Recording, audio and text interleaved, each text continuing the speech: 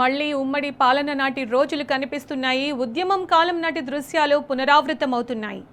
నాడు స్వరాష్ట్రం కోసం యువకులు బలిదానాలు చేయగా నేడు ఆర్టీసీ కార్మికుల బలవన మరణాలు ఆవేదన కలిగిస్తున్నాయి. విషాదం ఏమిటంటే నాడు నేడు అధికారంలో ఉంది కాంగ్రెసే. అందరూ కాంగ్రెస్ హామీలను నమ్మి మోసపోయిన బాధితులే. కాంగ్రెస్ సర్కారు నమ్మక ద్రోహం, సమ్మె విచ్ఛిన్నానికి చేస్తున్న కుట్రలు ఓ నిండు ప్రాణాన్ని బలి తీసుకున్నాయి. ఎన్నికల ముందు ఇచ్చిన హామీలను అమలు చేయాలంటూ ఆర్టీసీ జేఏసీ చేపట్టిన సమ్మె ప్రభుత్వాన్ని కదిలించలేకపోయింది. దీంతో కలత చెందిన ఆర్టీసీ కార్మికులు బలిదానానికి సిద్ధమయ్యారు. వరంగల్ జిల్లా నర్సంపేటకు చెందిన డ్రైవర్ కోళ్ల శంకర్ గౌడ్ ఆత్మహత్య చేసుకున్నాడు.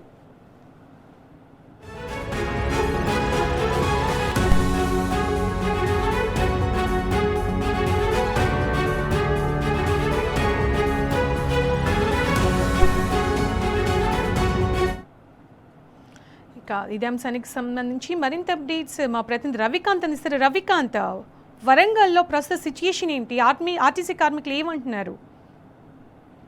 ప్రస్తుతానికైతే ఆర్టీసీ జేఏసీ బంద్కు పిలుపునిచ్చినటువంటి పరిస్థితి ఉమ్మడి వరంగల్ జిల్లా వ్యాప్తంగా బంద్ కొనసాగుతున్నటువంటి సందర్భం కనిపిస్తా ఉంది. ముఖ్యంగా నర్సంపేట పట్టణంలో కొంత ఉద్రిక్తమైనటువంటి వాతావరణం చోటు చేసుకుంటుందన్నటువంటి ఆలోచనలతో భారీగా పోలీసులను అయితే మోహరించారు. ఒక నర్సంపేట పట్టణమే కాదు, ఆర్టీసీ డిపోలకు సంబంధించి ఉమ్మడి వరంగల్ జిల్లాలో 9 ఆర్టీసీ డిపోలు ఉంటాయి. ఇటు వరంగల్ 1 డిపోతో పాటు వరంగల్ 2 డిపో, అదేవిధంగా హన్మకొండ, నర్సంపేట, పరకాల, భూపాలపల్లి, జనగామ, మహబూబాబాద్, తొర్రూరు, ఈ విధంగా మొత్తం 9 డిపోలకు సంబంధించి భారీగా పోలీసులు మోహరించి ఉన్నటువంటి సందర్భం కనిపిస్తా ఉంది.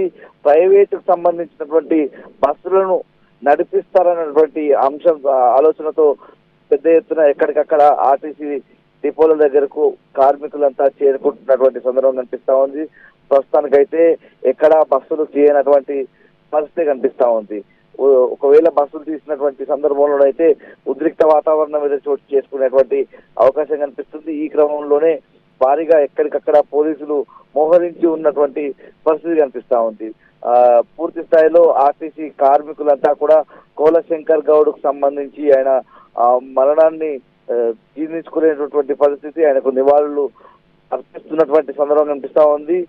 కాసేపట్లోనే నర్సంపేట మండలంలో ఉన్నటువంటి ముత్తోజిపేట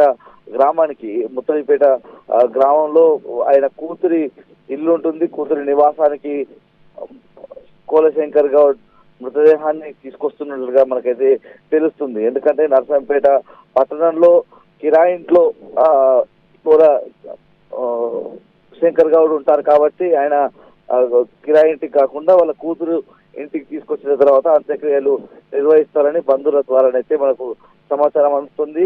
మరొక 15 నిమిషాల నుంచి అరగంట లోపే ముత్తోజిపేటకు కోల శంకర్ గౌడ్ మృతదేహం చేరుకునే అవకాశం కనిపిస్తా ఉంది. మనకు ఉన్నటువంటి సమాచారం ప్రకారం హైదరాబాద్ నుంచి కూడా ఆర్టీసీ జేఏసీకి సంబంధించినటువంటి ముఖ్య నాయకత్వం అంతా వచ్చేటువంటి అవకాశం కనిపిస్తుంది. ఎందుకంటే ఇవాళ చర్చలకు కూడా రాష్ట్ర ప్రభుత్వం పిలిచినటువంటి పరిస్థితి, మంత్రుల బృందము అదేవిధంగా ఆర్టీసీ కార్మికులకు సంబంధించినటువంటి డిమాండ్ల పరిష్కారం కోసం ఏర్పాటు చేసినటువంటి కమిటీ, ఈ కమిటీ ఆధ్వర్యంలో చర్చలు కొనసాగించే అవకాశం నేపథ్యంలో చర్చలు చేస్తామని పిలుపునిచ్చినటువంటి సందర్భంలో ఆ చర్చలకు వెళ్లకుండా కోల శంకర్ గౌడ్ మృతదేహానికి నివాళులు అర్పించేందుకే పెద్ద సంఖ్యలో ఆర్టీసీ కార్మిక లోకం అంతా కూడా వచ్చేటువంటి అవకాశం కనిపిస్తా ఉంది. ఆర్టీసీ జేఏసీకి సంబంధించినటువంటి నాయకులు అక్కడ చర్చలకు వెళ్లకుండా, హైదరాబాద్ లో జరిగేటువంటి చర్చలకు వెళ్లకుండా కోల శంకర్ గౌడ్